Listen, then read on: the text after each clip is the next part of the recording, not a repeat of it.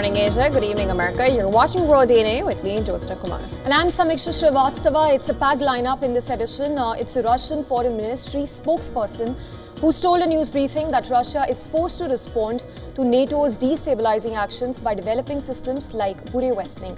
We'll get you all that on the show today. And also on the show, Britain's King Charles has taken the extraordinary step of starting the process of stripping his brother Andrew of his royal titles and evict him from the royal estate in Windsor in this most dramatic attempt yet to quell the scandal over the disgraced prince's links to convicted sex offender Jeffrey Epstein. How have the people responded and what happens next? We'll discuss that on the show. Let's begin with the headlines.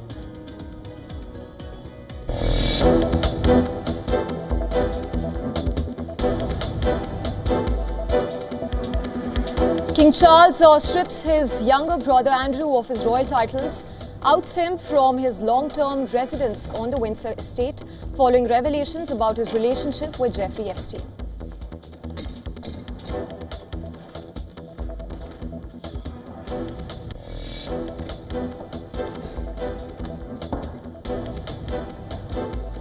Russia claims West provoking missile arms race, says Budapest development a forced response.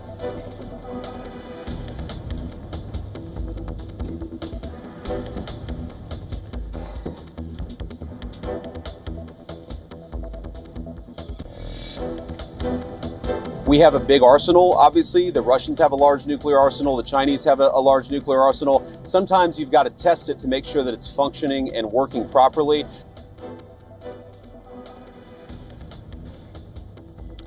US Vice President J.D. Vance defends Trump's order to resume nuclear testing, says it is important for national security.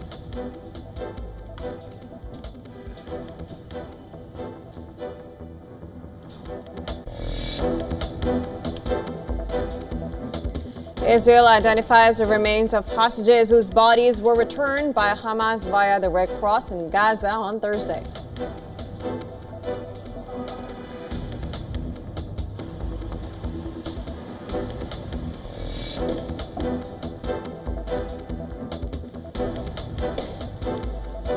South Korean President Lee Jae-myung and Japan's Prime Minister Sanae Takaichi hold their first official talks at the APEC summit.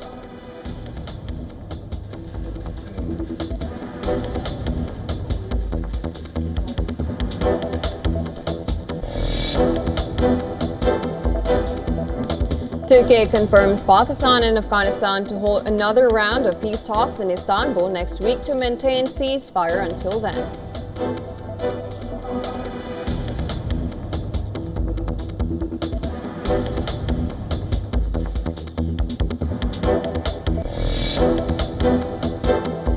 Immediate and robust action to stop the atrocities against civilians.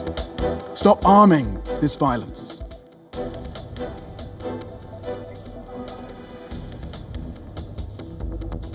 United Nations calls situation in Sudan horrifying, warns of the spread of atrocities beyond Darfur region.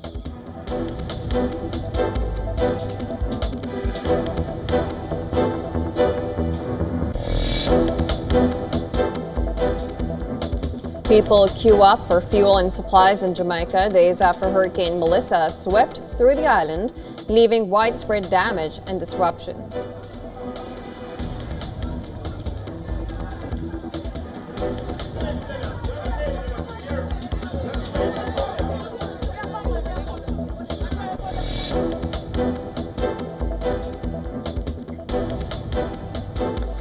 For the third time this week, the Republican-led Senate voted against Trump's trade policy by passing legislation that opposes Trump's global tariffs. The 51-47 vote included 4 Republicans reflecting concerns on the economic impact of tariffs.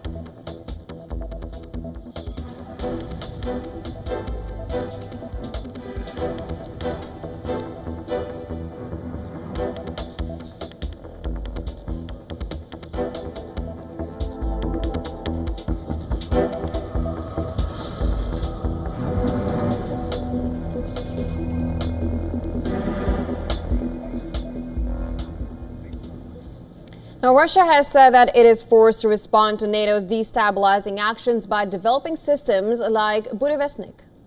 In fact, this statement, Jyotsna, comes days after it successfully tested the nuclear-powered cruise missile.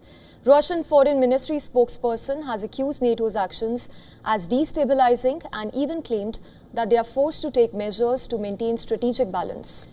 Now tensions remain high on the battlefield. Kiev said that Russia carried out deadly strikes targeting Ukraine's energy facilities, killing at least 4 and injuring several, including children. Ukrainian President Volodymyr Zelensky has said that Russian forces had targeted civilians and energy facilities in 9 regions and the capital Kiev with the strikes, and described the attack as a calculated one. He further stated that an attack on Sloviansk thermal power plant has claimed life of 2 people. There were missiles, including ballistic ones and air-launched ballistic types. In total, 52 missiles and more than 600 strike drones were launched, around 400 of them Shaheds. Most of the drones were neutralized, and 2/3 of the missiles were also shot down. President Zelensky has also claimed that the recent U.S. and European sanctions against Russia have had a significant impact, potentially costing Russia at least $50 billion next year, which could force them to end the war. He also added that a reduction in Russian oil means a reduction in Russia's war, and there must be no exceptions to this for anyone. There are initial details on the impact of US and European sanctions against Russian oil companies, and it is quite tangible. Oil exports are the foundation of Russia's arrogance, and if sanctions are maintained and strengthened, Russia will suffer significant losses. The visuals from Ukraine's Ledizan and Sloviansk showed the devastating aftermath of Russian strikes that killed at least 4 people. According to local authorities, a 7-year-old girl was also among the casualties. Now, in a separate development, Polish army stated that they intercepted a Russian aircraft flying a reconnaissance mission in international airspace over the Baltic Sea on Tuesday. And this is the reportedly second such incident this week.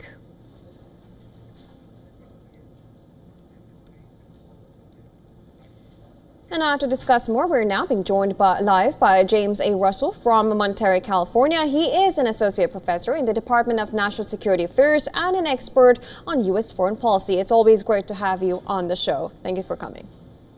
Thank you. Now, Russia has claimed that systems such as Burevestnik is meant to restore balance rather than escalate tensions. How do you assess this considering the conditions on the battlefield right now? My assessment is that this nuclear cruise missile that's been developed by the Russians doesn't have much to do with what's going on the battlefield, sort of as has been reported in your ongoing analysis of what's going on. But I do think that it is evidence of a wider and deeper problem in which we see the sort of framework of nuclear arms control that has helped to control the spread of these weapons and the nuclear arms race between the United States, Russia, and by extension the Europeans as well, is slowly becoming unraveled.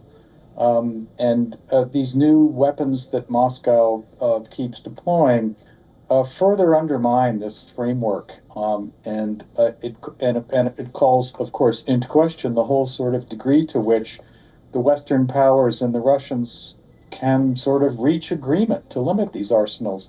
And we just saw, again, as highlighted in your report, President Trump's announcement that the United States was going to resume nuclear testing. And this is all part of the same issue, the same problem, which is that the United States no longer seems to have the ability to sort of sit down and negotiate seriously with the Russians and also the Chinese on limitations to these arsenals. And the announcement by the Russians that they've developed this new nuclear cruise missile is just further evidence of this. And the world is not a safer place when we are all fielding new nuclear weapons. Well, James, that's exactly the point I was coming to. Trump's announcement regarding the test of nuclear weapons. Yeah. If we were to compare the Tomahawk missiles with the Burevestnik, of course, the latter has capabilities of striking, even penetrating air defense systems to unlimited range. Talk to us about Burevestnik vis-a-vis the Tomahawk missiles if the US were to supply that to Ukraine. Well, I think that you have put your finger on, of course, a very important dimension of this exchange, of course, which is that Putin's announcement is meant to draw upon the political impact of announcing the development and fielding of these new weapons. And it's clearly intended to send a message to the United States and the Europeans that providing advanced long-range missiles like Tomahawk cruise missiles to the Ukrainians takes escalation in a completely new and bad direction, so to speak. So, and he's threatening consequences, and you know, this gets us back to these sort of days of the 1960s when the North Atlantic Treaty Organization was first working on its defense doctrine called flexible response, and the idea again of trying to control escalation at various levels with, again, in the West's point of view, having quote unquote escalation dominance to secure deterrence. And my observation about today is that this sort of idea of controlling escalation and maintaining deterrence is gradually dropping by the wayside. And I think it's very alarming to see us, the United States, and the Europeans providing the Ukrainians with, again, these deep, long-range strike weapons, leaving Moscow with the option of, again, responding in kind, which is what they're doing, of course. And again, this doesn't make the world a safer place to have us, by extension, the Europeans and the Ukrainians lobbing missiles at one another, you know, hundreds of miles from the front lines. And I should hasten to add just one last point here, is that providing these long-range missiles, it's not going to alter the outcome on the battlefield, which is going the Russians' way. They're winning. But Moscow is clearly drawing a line in the sand and announcing or attempting to tie this new cruise missile to this problem of escalation and escalation control. And it's a very dangerous situation. There can be no question about it. Right, and that being said, of course, again, it looks like it's a collapse of the arms control framework, which which Russia claims that is now restoring the balance rather than escalating tensions. We still have news saying Polish army has stated that they intercepted Russian aircraft. There seems to be no pause there, though. And then you have China, who has also urged the United States to abide by the global nuclear testing ban. As far as I know, Russia did de-ratify, in fact, the treaty in 2023, and the United States and China had signed by not ratifying it, which is interesting. So how does that whole play out with all this nuclear race? Yeah, it's of course, again, you have put your finger on the real question here, which is to what degree is the United States going to try to reinsert itself into multilateral efforts to control these weapons? And President Trump's announcement today is another step down the road towards a re-energized world nuclear arms race. And this is this is a terrible development for humanity. And if you think back to the Cold War era, when the United States and the Soviet Union were engaged in a bitter and bloody struggle and rivalry around the world, it did not stop us from meeting in Geneva to hammer out limitations in what were then called the Strategic Arms Limitations Talks. And in the environment of today, the United States seems to have lost its ability to walk and chew gum at the same time, if I can make this kind of metaphor, which is that you should have the capability to have additional conversations with the Russians about things like this, about nuclear arms control. And, you know, we have these informal agreements with the Russians right now, for example, to continue the limitations in the latest Strategic Arms Limitations Talks, the START Treaty, as it's called. But clearly, The time is now where we have to sit down and hammer out a more concrete agreement that includes not just long-range missiles, but it includes medium-range missiles as well, because the stakes are simply too high for us to ignore them, which is the position that we are in now. We are basically ignoring this. And slapping the Russians' wrists and saying, we can't talk to you. And this is no way to conduct statecraft, if I might say. Absolutely. Now, these statements keep on coming as the battlefield sees no change. It was a pleasure having you. It's always a pleasure having you and discussing every topic here. Thank you so much for joining us. Professor Russell, thank you so much. Thank you. Yeah.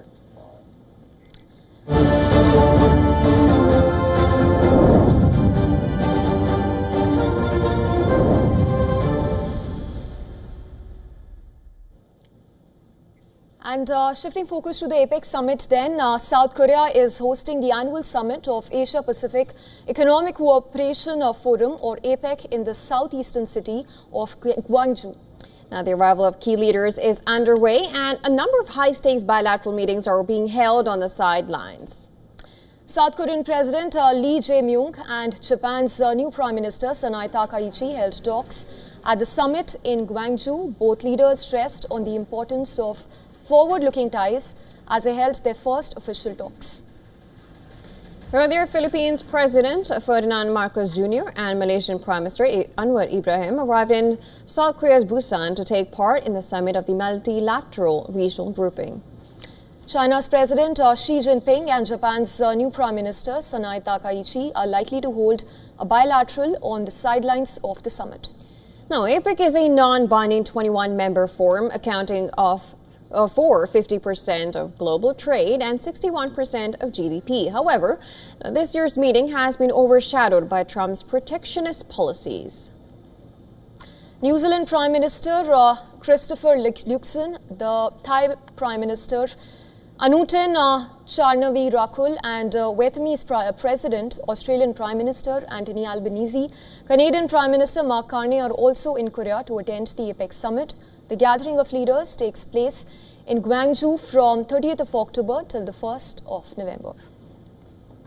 APEC's host country, South Korea, says the member nations of the APEC Forum are now close to reaching a consensus on a joint declaration. Established in 1989 as a 12-member forum to promote free trade and economic cooperation, APEC now has 21 members, including the US, South Korea, China, Japan, Australia, and even Russia.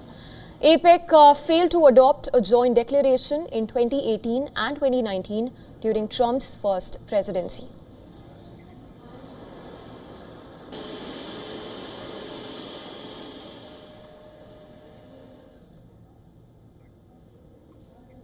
And King Charles has stripped his younger brother Andrew of his royal titles and ousted him from his long-term residence on the Windsor estate. And this follows outrage at renewed accusations of sexual assault made by one of Jeffrey Epstein's main accusers against the 65-year-old, who has denied the charges. In a statement, the Buckingham Palace has said that the censures are deemed necessary, notwithstanding the fact that he continues to deny the allegations against him. It also added that the royal, through the release, make clear that their thoughts and sympathies have been and will remain with the victims and survivors of any and all forms of abuse. The announcement comes days after the posthumous publication of Virginia Giuffre's memoir, in which the purported victim of the Epstein reiterated in shocking detail allegations that she was trafficked to have sex with Andrew 3 times, including twice when she was only 17. It is understood that Andrew did not object to the King's decision and that the UK government has been consulted. Giuffre took her own life in April. Her family, which had pushed for Andrew's title of Prince to be removed, hailed the move, saying in a statement to the BBC that today Giuffre declares a victory. Andrew, who is the second son of the late Queen Elizabeth II, had agreed to pay Giuffre millions of dollars in 2022 to end her civil sexual assault case against him, despite continuing to deny the allegations. It is now understood that Andrew will move to the King's estate in eastern Norfolk and will be privately funded by Charles. His ex-wife, who lives with him, will also make her own arrangements. In fact, his daughters will retain their title as princesses. If you didn't see it, I don't know how much you can see, but obviously we're right outside the gates of the Royal Lodge with this banner and the Royal Lodge shirts.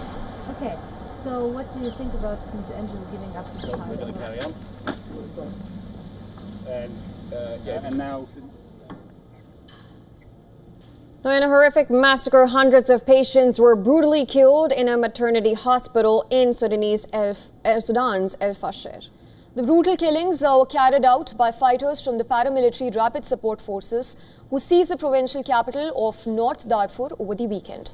Now, according to the World Health Organization, at least 460 patients and their companions at El Saudi hospital were killed by RSF fighters. A video shared by a governor of the Darfur showed pile of bodies lying on the floor in pools of blood. According to eyewitnesses, RSF fighters also went from house to house, beating and shooting at people, including women and children. Many died of gunshot wounds in the streets, some while trying to flee to safety. Now, 2 years of fighting for control of Sudan has killed over 40,000 people, and that's created the world's worst humanitarian crisis with over 14 million displaced. The RSF besieged El Fasher in May 2024, cutting off the city's main transport routes, and announced its full control on October 26th. The city, once a refuge for hundreds of thousands, now faces severe shortages of water and electricity supplies, with food and medicine desperately scarce. The fatigue and humiliation. We were tired of hunger, even Mbaz. We couldn't find it for 2 or 3 days. We looked for it in the dirt to eat, and they didn't even let us. If they caught us, they hit us and threw it away. Sudan's army controls most of the country's north and east, having recaptured Khartoum in March 2025, while the RSF holds territory in the west and southwest. With the army having abandoned El Fasher, the RSF now holds all 5 of Darfur's regional capitals, while fighting continues in the southern region of Kordofan.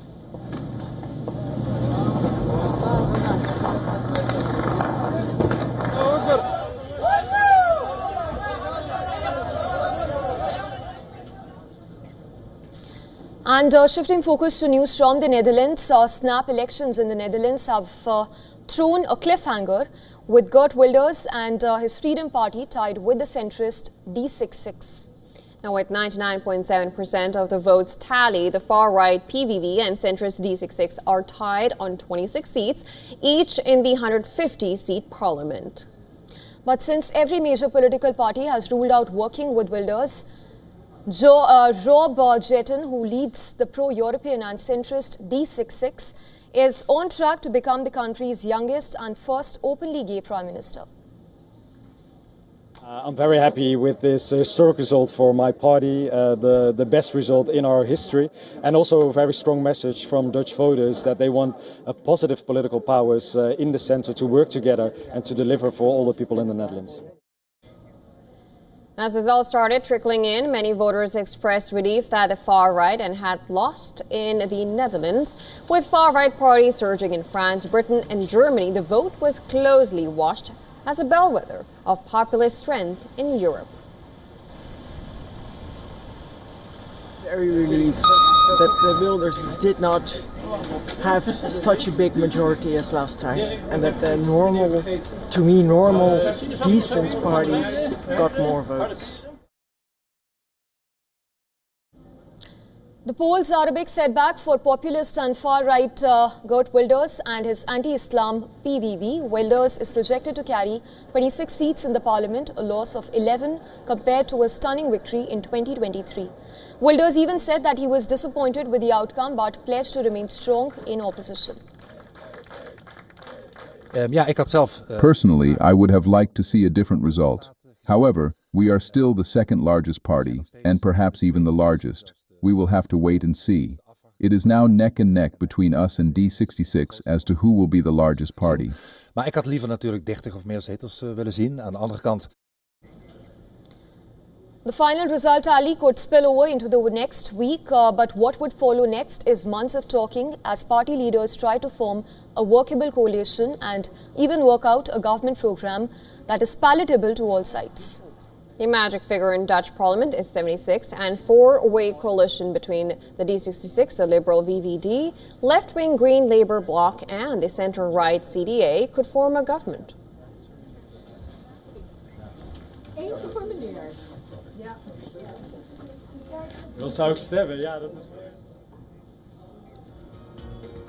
And for now, it's time to head into a very short break on World DNA. Lots coming up after we are back.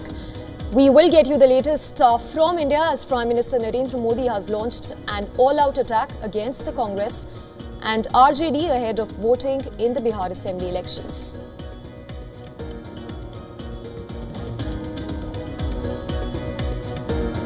In a major diplomatic relief for India, the United States has extended sanctions waiver for the Chaba port project till April 2026. The decision allows India to continue developing and operating the Iranian port. We'll get you all the details on that story on the other side. Keep watching WION World is One.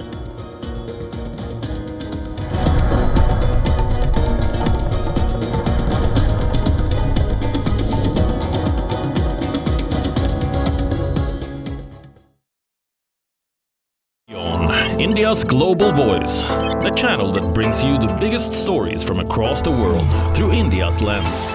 Now available in more than 190 countries worldwide. Because we believe that the world is one.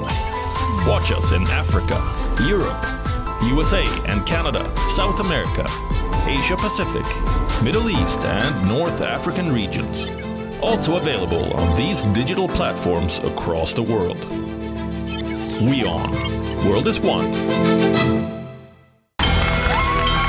From the bustling trading floors of Wall Street to the vibrant exchanges of Asian stock markets, WION breaks it down for you to make sense of what's happening.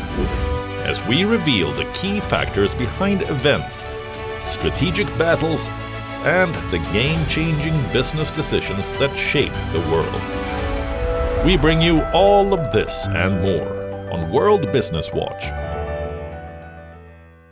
Rashtriya Swayamsevak Sangh. To some, it's an extreme ideology.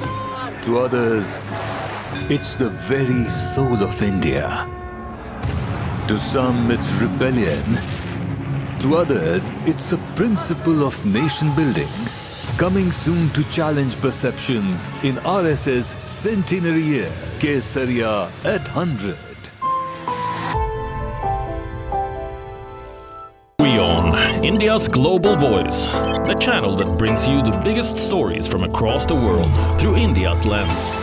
Now available in more than 190 countries worldwide. Because we believe that the world is one.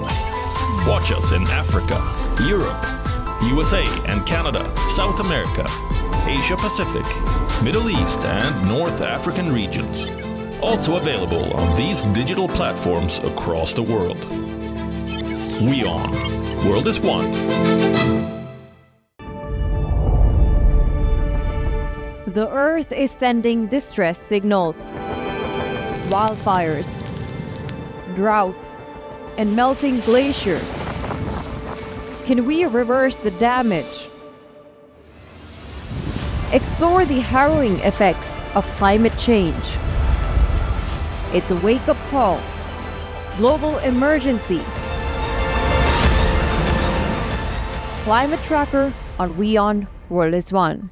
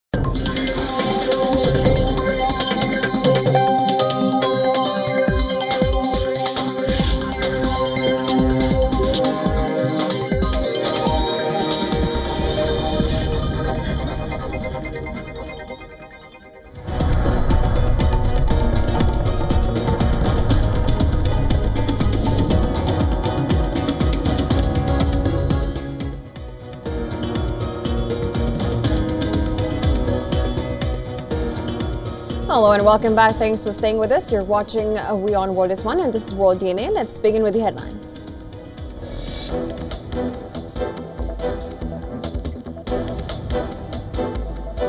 Iran says US plans to resume nuclear testing regressive and irresponsible, calls it a serious threat to international peace and security.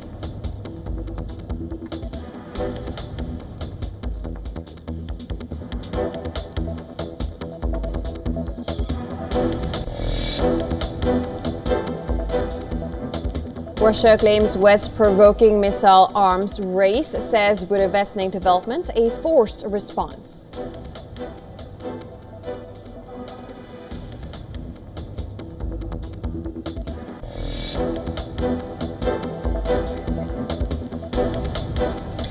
Israel identifies the remains of hostages whose bodies were returned by Hamas by the Red Cross in Gaza on Thursday.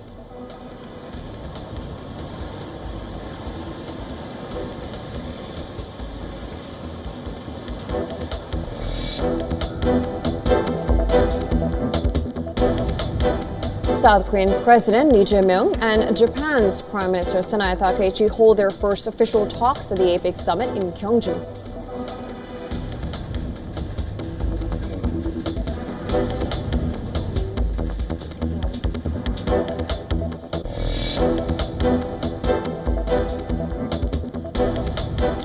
Turkey confirms Pakistan and Afghanistan to hold another round of peace talks in Istanbul next week to maintain ceasefire until then.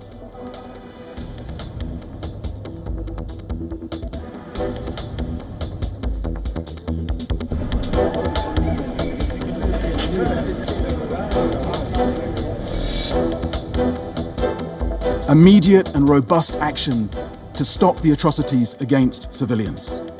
Stop arming this violence.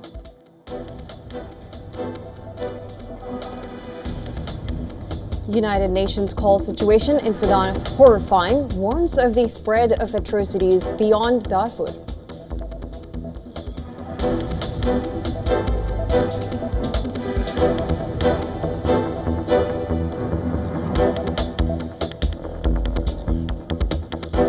King Charles strips his younger brother Andrew of royal titles, outs him from his long-term residence on Windsor Estate following revelations about his relationship with Jeffrey Epstein.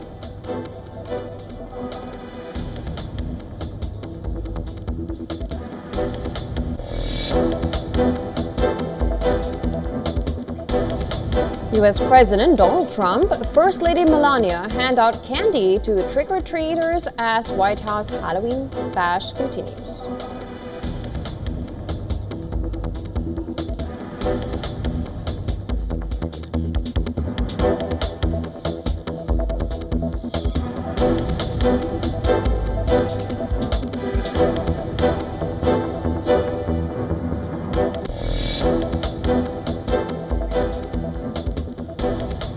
US and China have agreed to a 12-month pause on port fees worth about $3.2 billion a year, easing trade tensions after talks between Presidents Trump and Xi Jinping, a move that is seen as a brief truce in their ongoing economic rivalry.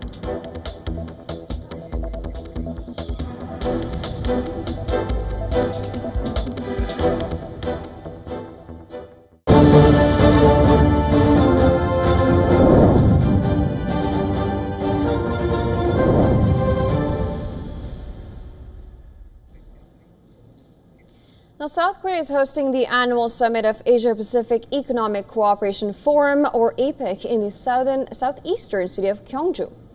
Well, the arrival of key leaders is underway as we speak. A number of high-stakes bilateral meetings are also being held on the sidelines of the summit. South Korean President Lee Jae-myung and Japan's new Prime Minister Sanae Takaichi held talks at the summit in Gyeongju. Both leaders stressed on the importance of forward-looking ties as they held their first official talks. Earlier, Philippines President and Malaysian Prime Minister, as well as they arrived in Busan to take part in the summit of the multilateral regional grouping. And with now developments coming in, more leaders are arriving and parallelly bilaterals taking place on the sidelines. China's President Xi Jinping and Japan's new Prime Minister Sanae Takaichi are likely to hold a bilateral on the sidelines of the summit. APEC is a non-binding 21-member forum accounting for 50% of global trade and 61% of GDP. However, this year's meet has been overshadowed by Trump's protectionist policies. New Zealand's Prime Minister, Thai Prime Minister, Vietnamese President, Australian Prime Minister, Canadian Prime Minister are also in Korea to attend the APEC summit. The gathering of leaders takes place in Gyeongju from 30th of October to 1st of November. APEC's host country, South Korea, says that the member nations of the APEC forum are now close to reaching a consensus on a joint declaration. Now, established in 1989 as the 12th member forum to promote free trade and economic cooperation, APEC now has 21 members, including the US, South Korea, China, Japan, Australia, and Russia. Now, APEC had failed to adopt a joint declaration in 2018 and 2019 during Trump's first presidency.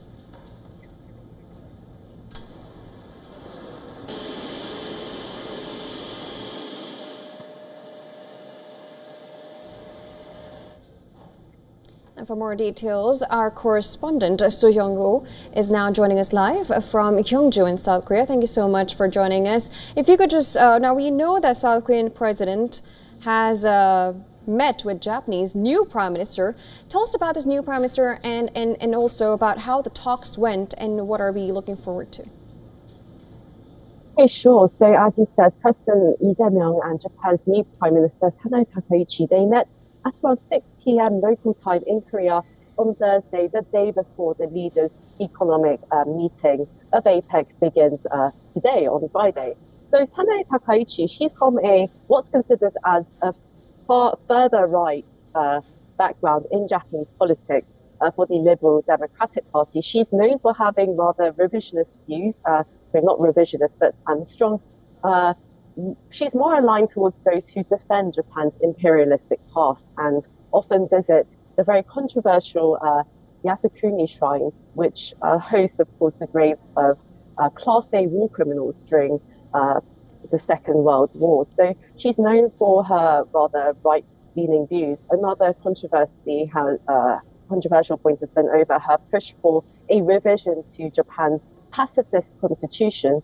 So she's been known to be a supporter of Japan's remilitarization. So countries in East Asia, that's including South Korea and China, have been quite wary of what this might mean for regional security if she is going to push for these kind of agendas and possibly trigger, sensitive sticking points when it comes to history, because Japan has historical disputes with South Korea and China, of course. So her meeting with President Lee Jae-myung yesterday was very interesting. And of course, over the past year or so, South Korea and Japan, since 2023 actually, so for the past 2 years, South Korea and Japan have been improving their relations, reviving what we're calling shuttle diplomacy. This means an exchange of the heads of government going back and forth between Seoul and Tokyo to show their solidarity and friendship and work on improving their relations for a future-oriented partnership. And we saw a strong will from both sides yesterday to continue this exchange and the improvement of relations. And the first meeting, it wasn't expected to be long. It was only around 40 minutes, but we saw the leaders strike a very conciliatory and friendly tone, which was very surprising.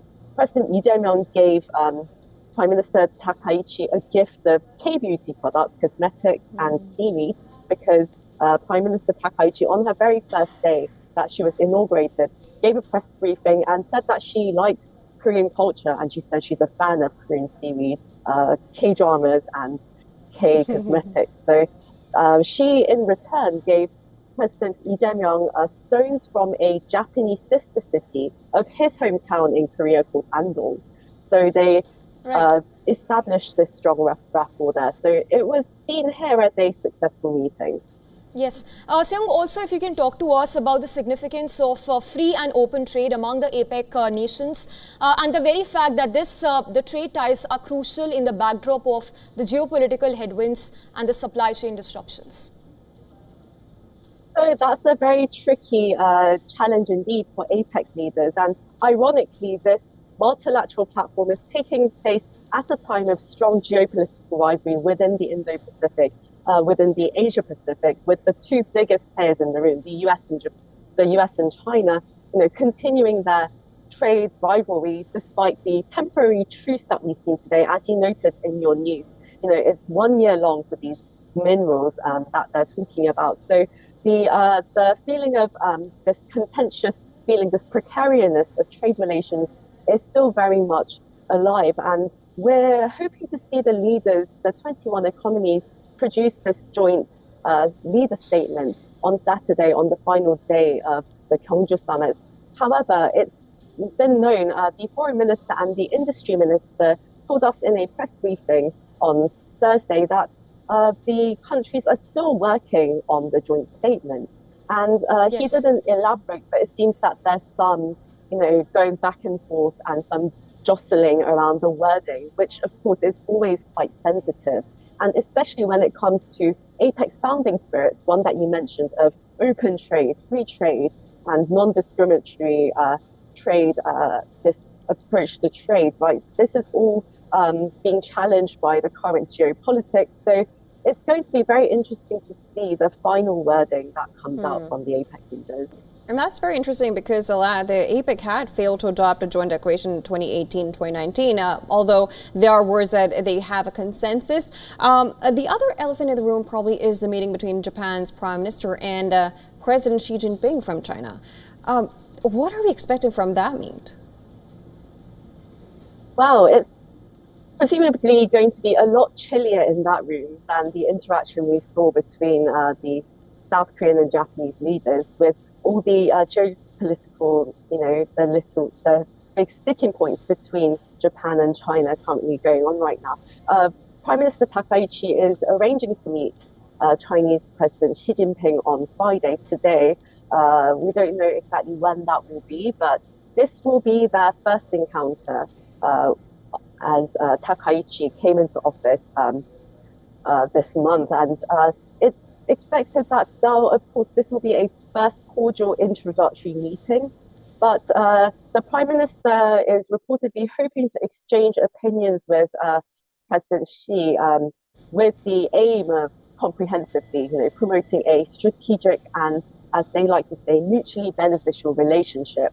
And both sides, despite their, the contention between them, are at least saying verbally that they want to build a constructive and stable bilateral relationship. So we expect those formalities to be there.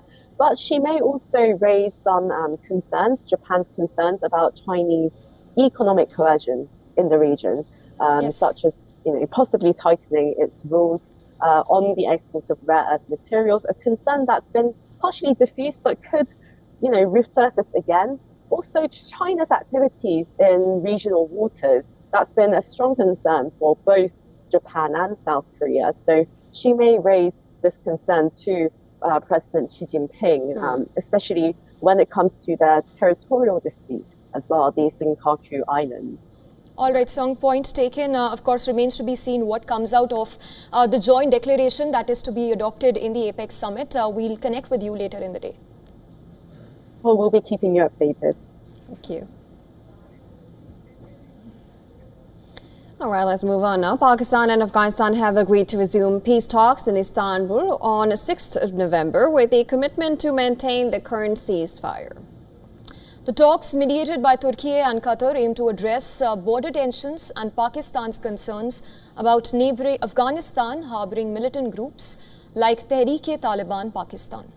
The decision to restart talks follows a recent breakdown in negotiations which had been ongoing following a ceasefire agreed upon on October 19th. A joint statement released by the Turkish Foreign Ministry highlighted the agreement on a monitoring and verification mechanism to ensure peace and impose penalties on violating parties.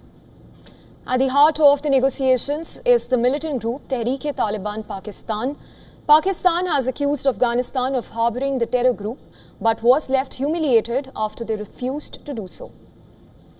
As the talks between Pakistan and Afghan Taliban were underway, TTP reportedly carried out 2 deadly attacks on Pakistan forces in the past 1 week in Khyber Pakhtunkhwa province, inflicting heavy casualties. According to Pakistani authorities, 5 Pakistani soldiers and 25 militants were killed in the clashes last week, while 6 Pakistani army soldiers, including an army officer, were killed in an IED blast targeting a convoy of the security forces in the area on Wednesday. The talks, which are set for next week, also come in the wake of the deadliest clashes between South Asian neighbors since the Taliban returned to power in 2021. More than 70 people were killed and hundreds wounded in violence that erupted after explosions in Kabul on 9th of October, which Taliban authorities have blamed on Pakistan. Now, due to heightened tensions, key border crossings remained closed for over 20 days due to security concerns, significantly impacting trade and humanitarian efforts. Afghanistan envoy Sardar Ahmed Shakib has urged Pakistan to suspend deportations of Afghan nationals and reopen border crossings.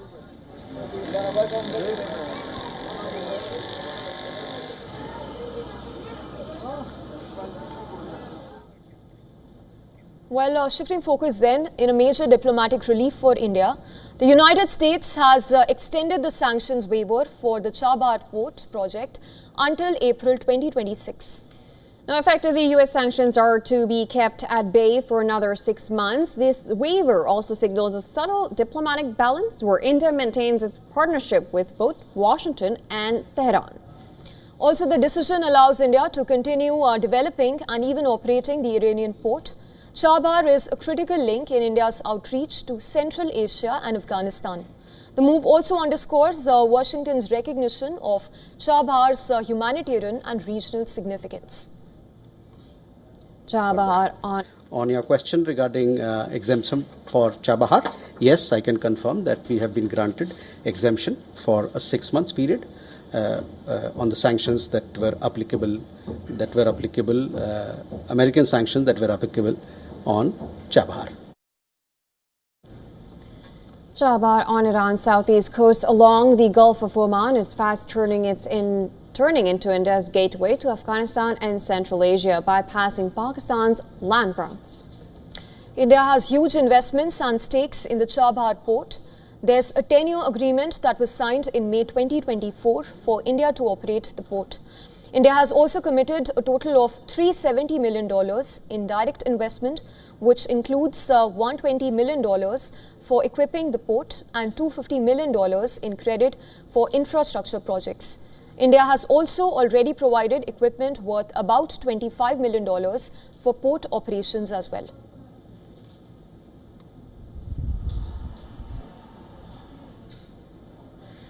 For India as well as Afghanistan, this waiver isn't just paperwork, it's strategic. It holds key relevance for the international north-south transport corridor. It's a lifeline for humanitarian aid, wheat, fertilizer, medical supplies. Hundreds of tons have already reached Afghanistan through this route. For the US, it's a way to back stability and aid access into Afghanistan without softening its Iran sanctions policy.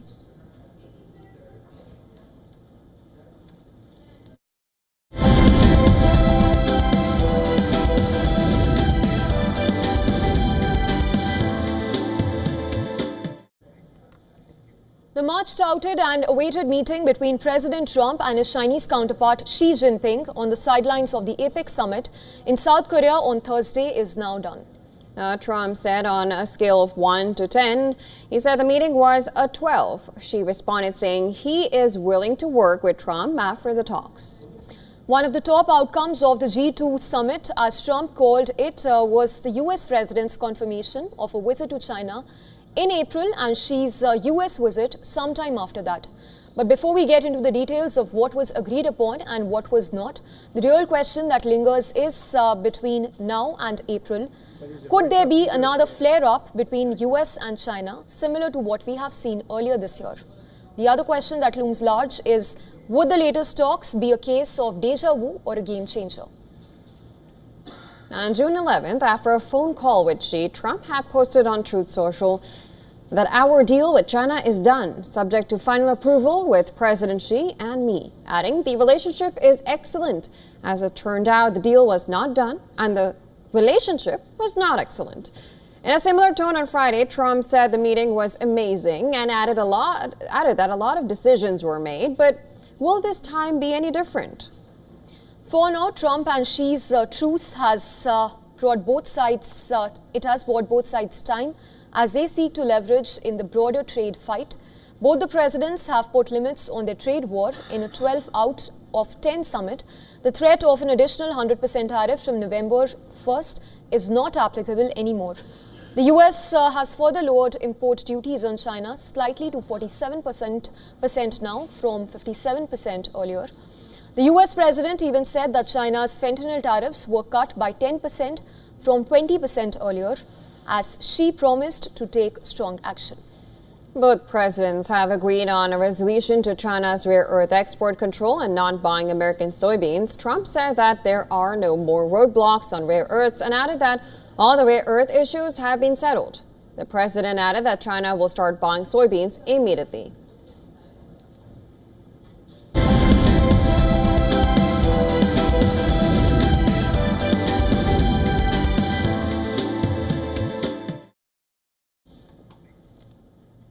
And the long-running TikTok saga appears to be heading for a resolution. In an interview, U.S. Treasury Secretary Scott Bessent said that China has approved the transfer. And this is a short video app. Bessent even confirmed that Chinese authorities have given their approval to the deal. It was in an interview with American TV network Fox Business. Following U.S. President Donald Trump's meet with Chinese President Xi Jinping in South Korea, he said the transfer is expected to proceed over the coming weeks and months, but did not provide further details on the same. Earlier, China's Commerce Ministry also issued a statement saying it would properly handle TikTok-related issues with the U.S.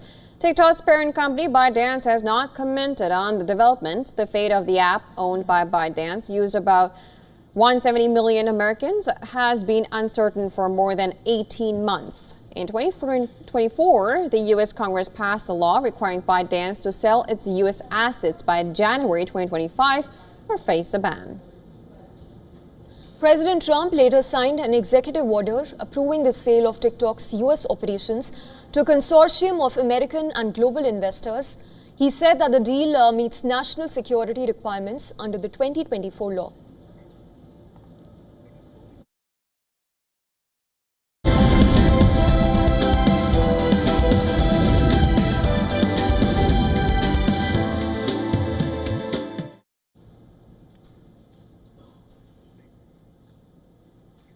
And from the world of sports, the cloak of invincibility around Australia and their reign as ODI World Cup champions is now over.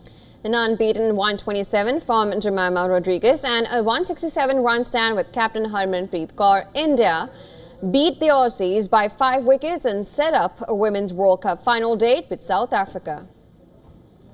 Alyssa Healy returned from injury to lead the Aussies. She won the toss and opted to bat first, but she could not replicate her form from the previous match and was dismissed for just 5 runs.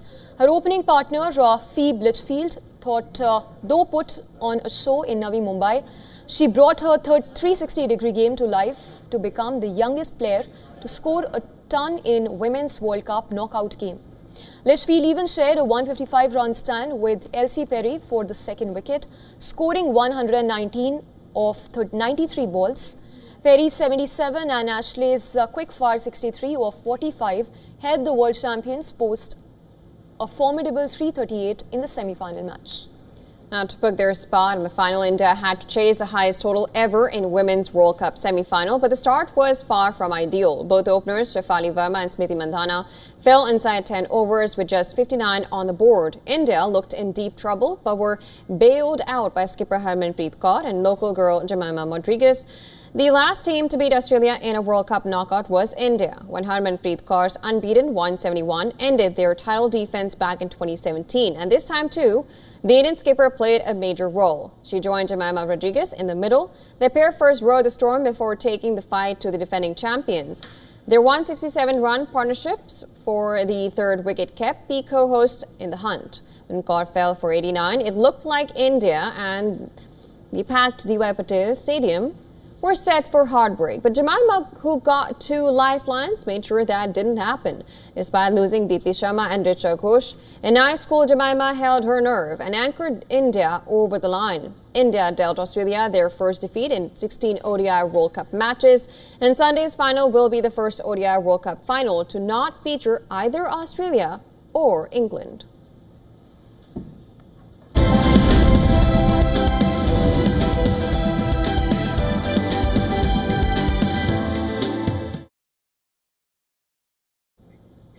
As the world celebrates the spooky season today, it's time to curl up with some Halloween classics. Now, whether you are in the mood for nostalgia or just a little spook with heart, here is a curated list of the perfect Halloween movies to binge on. We start the list with the 1990 classic Edward Scissorhands. This gothic fairy tale, which is haunting and heartwarming at the same time, was hemmed by Tim Burton. The story revolves around actor Johnny Depp's character of a gentle and misunderstood man. A little spooky and sad, this one is perfect for those who like their chills with a touch of charm. Next up is the 1993 hit Hocus Pocus No Halloween. A watch list is complete without this movie. The Sanderson sisters, played by Bette Midler, Sarah Jessica Parker, and Kathy Najmy, cast a spell on audiences every year. It wasn't a hit when it first released, but it's now a cult favorite that defines Halloween spirit.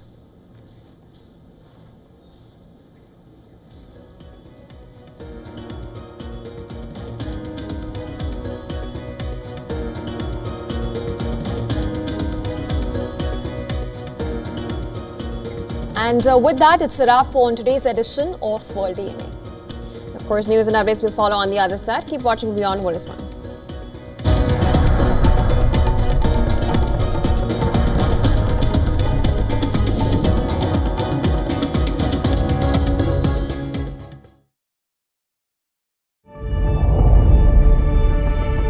The Earth is sending distress signals. Wildfires, droughts, and melting glaciers. Can we reverse the damage? Explore the harrowing effects of climate change. It's a wake-up call. Global emergency.